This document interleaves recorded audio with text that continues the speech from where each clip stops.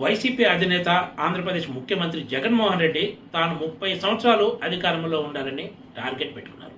ఇదే విషయాన్ని ఆయన బహిరంగంగా చెప్పారు కూడా. అయితే ఇప్పుడు సీన్ చూస్తుంటే 5 ఏళ్లకే ఆయన సీఎం సీట్ నుంచి పక్కకు తప్పుకోవాల్సిన పరిస్థితి కనిపిస్తోంది. శనివారం నాడు వెల్లడైన ఎగ్జిట్ పోల్స్ ఇవే సంకేతాలు ఇస్తున్నాయి. ప్రముఖ జాతీయ ఛానల్స్ అన్ని ఈ ఎన్నికల్లో టీడీపీ, జనసేన, బీజేపీ కూటమే అధికారంలోకి వచ్చే అవకాశం ఉందని తేల్చేశాయి. గత కొన్ని సంవత్సరాలుగా ఎగ్జిట్ పోల్స్ విషయంలో అత్యధిక శాతం పక్కా ఫలితాలను వెల్లడిస్తున్నది ఇండియా టుడే, యాక్సిస్ మై మాత్రమే. ఈ సంస్థ ఇచ్చిన ఎగ్జిట్ పోల్స్ ప్రకారం చూస్తే ఆంధ్రప్రదేశ్ ఎన్నికల్లో టీడీపీ కూటమికి 21 నుంచి 23 ఎంపీ సీట్లు వచ్చే అవకాశం ఉందని తేల్చింది. ఇందులో కనీసం 20 ఎంపీ సీట్లు నిజమనుకున్నా కూడా 140 అసెంబ్లీ సీట్లను అంచనా వేయవచ్చు. అయితే ఒక్కో ఎంపీ నియోజకవర్గంలో ఉండే 7 అసెంబ్లీ సీట్లను ఏ పార్టీ కూడా గెలుచుకోవటం అనేది జరిగే పని కాదు.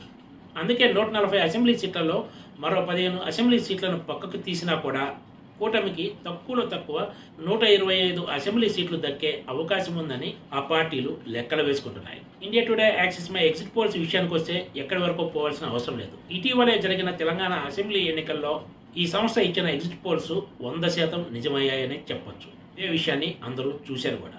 అందుకే శనివారం నాడు చాలా మంది ఇతర సంస్థల కంటే India today, Axis My exit poles కోసమే ఎంతో ఆసక్తిగా ఎదురు చూశారంటూ కూడా ఏమాత్రం అతిశయోక్తి లేదు. ఒక ఇండియా టుడే, యాక్సిస్ మై మాత్రమే కాకుండా జాతీయ స్థాయిలో పేరున్న ప్రముఖ ఛానల్స్ అన్నీ కూడా కూటమి వైపే మొగ్గు చూపాయి. అత్యధిక లోక్సభ స్థానాలను కూటమికే ఇచ్చాయి. అయితే ఆరామస్థాన్తో పాటు టైమ్స్ నౌలు మాత్రం అధికార వైసీపీ వైపు కొంత మొగ్గు చూపాయి. పాపులర్ ప్రజాభిప్రాయంతో పాటు తాజాగా వెల్లడైన ఎగ్జిట్ పోల్స్ ఫలితాలను పరిశీలిస్తే ఆంధ్రప్రదేశ్లో కూటమే అధికారంలోకి రావడానికి అత్యధిక శాతం ఛాన్స్ ఉన్నట్లు స్పష్టంగా కనిపిస్తుంది. ఎన్నికలు ముగిసిన తర్వాత వైసీపీకి చెందిన కీలక నేతలు, కొంతమంది మంత్రులు చేసిన ప్రకటనలు చూస్తే అధికార పార్టీలో ఎక్కడో ఏదో లెక్క తేడా కొడుతుందనే అనుమానాలు ప్రజల్లో కలిగిన విషయం తెలిసిందే.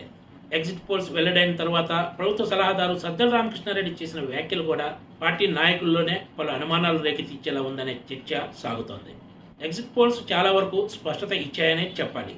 అయితే మంగళవారం నాడు అంటే జూన్ 4న జరిగే కౌంటింగ్తోనే ఈ సస్పెన్స్కు తెరపడుతుంది. అప్పటి వరకు ఎవరికి అనుకూలంగా ఉన్న ఎగ్జిట్ పోల్స్ వాళ్ళు చూసుకొని సంతృప్తి పట్టమే. Please subscribe TGTV.